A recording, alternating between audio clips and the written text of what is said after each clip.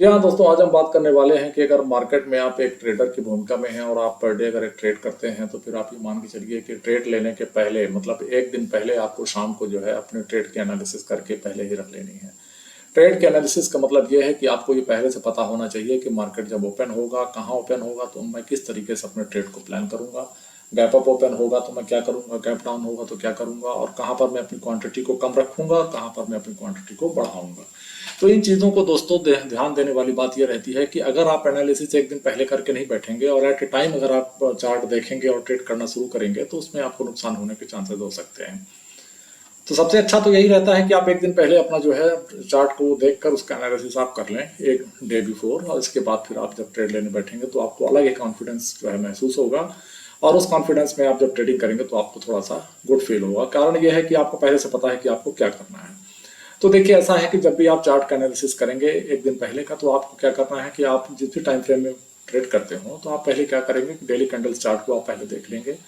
Daily candle charts में किस तरीके से चार्ट चल रहा है, वहाँ क्या हो रहा है, क्या नहीं हो रहा है, इन चीज़ों को आपको क्या करना है, ध्यान देना पड़ेगा। तो पहले हम लोग चलते हैं डेली कैंडल चार्ट पर और वहाँ चलकर एक छोटा सा एनालिसिस करेंगे कि वहाँ पर आखिर हो क्या रहा है। तो जो वहाँ पर हो रहा है इसके बाद हम लोग क्या करेंगे, फिर अपने टाइम फ्रेम पे जाएंगे। जिस भी टाइम फ्रेम पर आप क्या करते हैं, ट्रेड करते हैं, उस टाइम फ्रेम पे चल के हम लोग क्या करेंगे, एनालिसिस करेंगे। ठीक है ना। तो यहाँ पर हम लोग आ गए हैं दोस्तों डेली कैंडल्स चार्ट पर, और यहाँ पर हम लोग क्या करने वाले हैं कि हम लोग थोड़ा सा जो है इस चार्ट को क्या करेंगे, समझेंगे कि किस तरीके से हमको मार्केट में ट्रेड लेना होगा। ठीक है ना। तो यहाँ पर देखिए हम लोग आ चुके हैं, ये डेली चार्ट है निफ्टी 50 का। तो यहाँ पर हम लोग अपनी एक एनालिसिस करेंगे और यहाँ पर समझेंगे कि किस तरीके से हम चार्ट को जो है एनालाइज करके और उसमें हम लोग क्या है अपना काम कर सकते हैं। तो यहाँ पर चार्ट को मैं थोड़ा सा बड़ा कर लेता हूँ दोस्तों, ताकि आप लोगों को समझ में आए। ठीक है।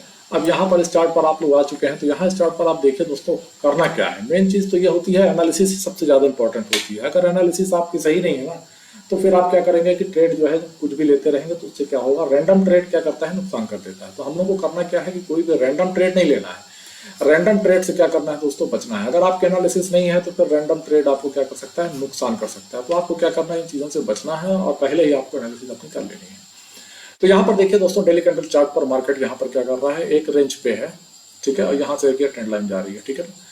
इस ट्रेंड लाइन को आपको ध्यान देना है कि मार्केट क्या कर रहा है, इस ट्रेंड लाइन पे बार बार आ रहा है। समझिएगा बात को, इस ट्रेंड लाइन पर मार्केट बार बार आ रहा है, इसको ब्रेक नहीं कर पा रहा है। ये यहाँ से देखिए, ये एक ट्रेंड लाइन है। ठीक है ना। मार्केट क्या करता है, ऊपर जाता है फिर नीचे आ जाता है। देखिए ऊपर की पिक ये बना रहे हैं कि ऊपर तक तो गया था लेकिन नीचे आ गया, फिर खुलता है, फिर ऊपर जाता है, फिर नीचे। मतलब मार्केट कर क्या रहा है, इसी ट्रेंड लाइन पर बार बार आकर क्या कर रहा है, सपोर्ट ले रहा है। और ऊपर ये तो ये वाली एक ट्रेंड लाइन जा रही है। ठीक है ना। माने इस चैनल पर मार्केट अभी यहाँ पर फंसा हुआ है। तो आपको ये ध्यान देना है कि मार्केट जब भी इस चैनल को ब्रेक करेगा, आइदर नीचे साइड ब्रेक कर दे या तो ऊपर साइड ब्रेक कर दे, एक तेज मोमेंटम जो है मार्केट के अंदर आ सकती है। देखिए मार्केट में होता क्या है कि जब तेज मूवमेंट आनी होती है तो जरूर कुछ ना कुछ ऐसी लाइन जो होती है वो टूट रही होती है। मैंने आपको बताया है कि या तो सपोर्ट टूटेगा, या तो रेजिस्टेंस टूटेगा, या तो कोई एक विशेष ट्रेंड लाइन टूटेगी, तभी मार्केट में क्या होता है, अच्छी तेजी आती है दोस्तों। अभी होना क्या है, देखिए मार्केट क्या है, लगातार यहाँ से अपसाइड के लिए क्या है, अपने मूवमेंट बनाए हुए है। ठीक है ना।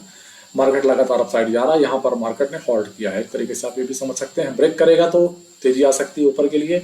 लेकिन मार्केट का जो एनालिसिस है वो तो ये कह रहा है कि मार्केट जिस तरीके से चल रहा है, तो आप समझिएगा बात को, इस ट्रेंड लाइन को बार बार टेस्ट कर रहा है और ये रेड कैंडल्स आ रही है। यानी आपको करना क्या है कि देखना है कि यहाँ पर सेलर्स कई बार आ चुके हैं और मार्केट को नीचे लाने की कोशिश कर रहे हैं।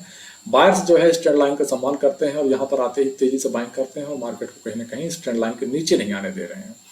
तो आप संभावना क्या है दोस्तों, हम लोग चलते हैं 15 मिनट कैंडल चार्ट पर और वहां चल के एनालिसिस करेंगे कि किस तरीके से 15 मिनट के चार्ट पर क्या एक्शन हो सकता है। ठीक है ना। किस तरीके से मार्केट क्या करेगा, रिएक्ट करेगा, ये हम लोग चल के वहां पे देख लेते हैं। तो दोस्तों हम 15 मिनट के चार्ट पे चलते हैं और एनालाइज करेंगे कि मार्केट का जो बिहेवियर है वो किस तरीके से हम लोग मार्केट को ट्रेड करने की प्लानिंग बना रहे हैं। कुल मिला के ऐसा समझिए कि आपकी डे बिफोर क्या हो जानी चाहिए, प्लानिंग हो जानी चाहिए, और उसी प्लानिंग के हिसाब से आपको क्या करना पड़ेगा, अपने ट्रेड को एनालाइज करके आपको काम करना पड़ेगा। यहाँ पर आप देखिए, ये चार्ट है, 15 मिनट का चार्ट है ये। ठीक है ना। इसका टाइम फ्रेम में थोड़ा सेट कर देता हूँ अच्छे से, ताकि आप लोगों को जो मैं बनाऊँ ट्रेंड लाइन वगैरह वो समझ। अब यहाँ पर आप देखिए, मार्केट की ओपनिंग बहुत इंपॉर्टेंट होती है।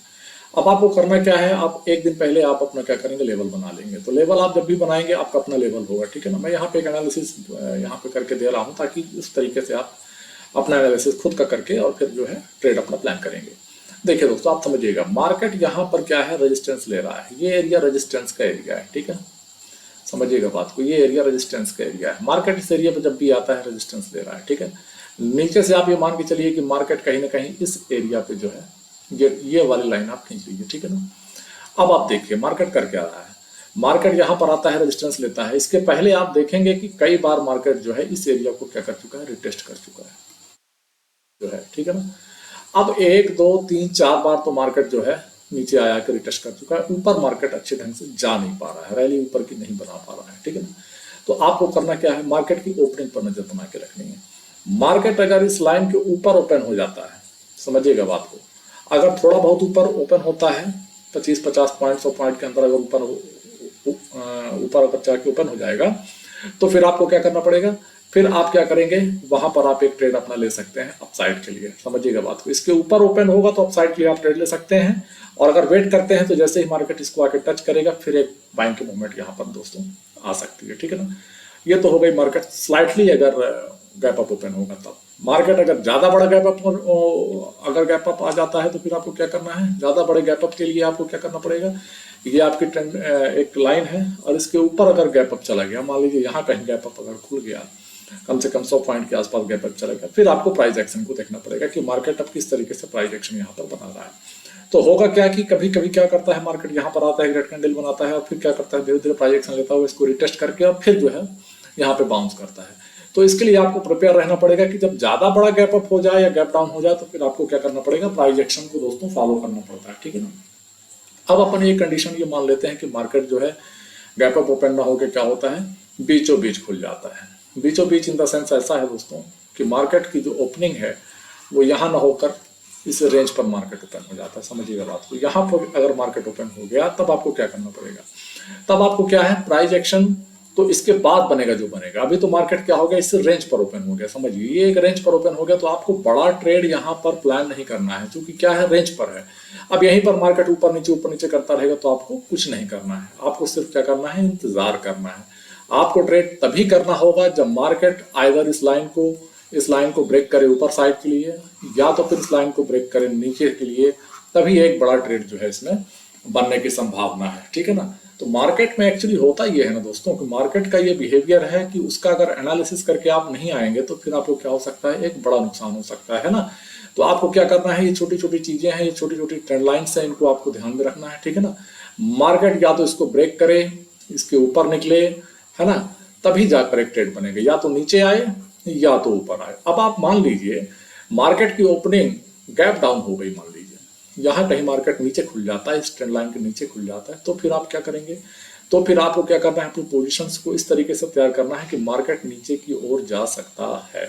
तो कहां तक जा सकता है ये आपको क्या करना पड़ेगा, नीचे की जो उतनी भी सपोर्ट लाइंस है ना, उन सपोर्ट लाइंस को आपको क्या करना पड़ेगा, ड्रा करना पड़ेगा कि मार्केट अगर नीचे जाएगा, ठीक है ना, तो आपको करना क्या होगा। तो फिर आप जाएंगे एक बड़े टाइम फ्रेम पर आप जाएंगे, ठीक है ना, यहाँ से टाइम फ्रेम आप अपना बढ़ा लेंगे, 30 मिनट्स में कम से कम चले जाएंगे। वहां से आपको क्या है, ये देखने में आसानी हो जाएगी कि मार्केट अगर नीचे गिरता है तो फिर क्या मूवमेंट दे सकता है और कहां से कहां तक जा सकता है। तो देखिए दोस्तों, ऐसा है कि यहाँ पर आप मान लीजिए मार्केट एक ये सपोर्ट, ठीक है, यहाँ मार्केट इसको ब्रेक करेगा तो फिर आप मान के चलिए ये जो इंतजार था लोगों का ना, ये लंबा इंतजार खत्म होगा और मार्केट फिर एक गिरावट ले सकता है। और मार्केट जाएगा फिर कहां तक, मार्केट अगर करेक्शन देगा तो जो रैली किया है तो उसका 50% तक तो फिर मान के चलिए कि क्या कर सकता है, वो करेक्शन दे सकता है। तो 50% तक करेक्शन का मतलब यहाँ कहीं आप मान के चलिए कि मार्केट एक करेक्शन यहाँ पे आके दे सकता है।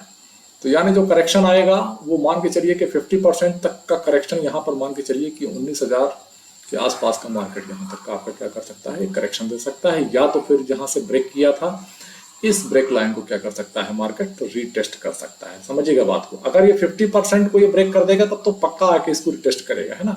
50% से बाउंस होने के चांसेस ज्यादा रहते हैं, समझिएगा बात को। फिबोनाची भी अगर आप देख रहे होंगे तो वहां भी 50% से क्या होता है, बाउंस होने के चांसेस ज्यादा रहते हैं। और अगर उस 50% के रेंज को भी मार्केट तोड़ देता है तो फिर क्या होता है, जहां से मार्केट ब्रेकआउट किया है वहां पर जाकर क्या कर सकता है, एक सपोर्ट ले सकता है।